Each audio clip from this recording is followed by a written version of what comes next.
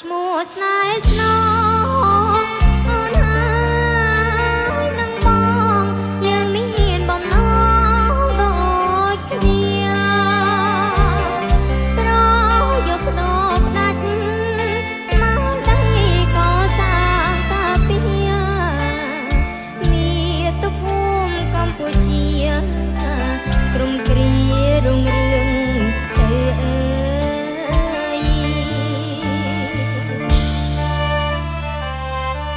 ផងដែរចាសូមផ្ញើជូន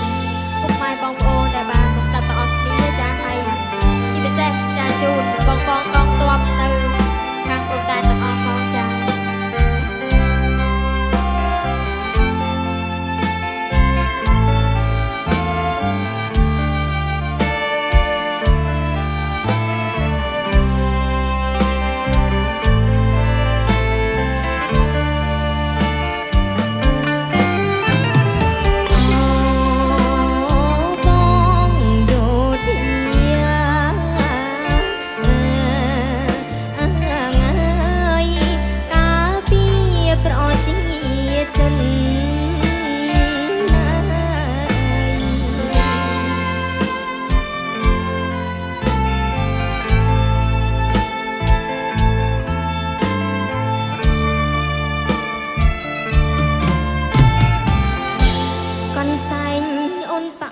ឆ្លាក់ឈ្មោះស្នេហ៍ស្ន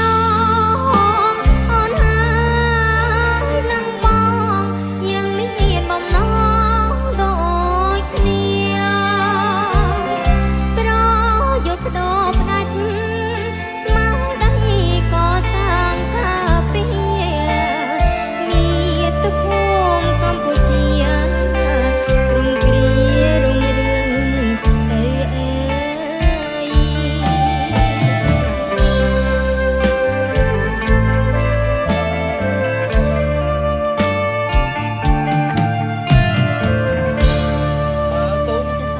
សម្លេងទាំងដៃខ្លាំងៗជូនដល់តារាចម្រៀងអមវិជ្ជការអូយពីរោះណាអូន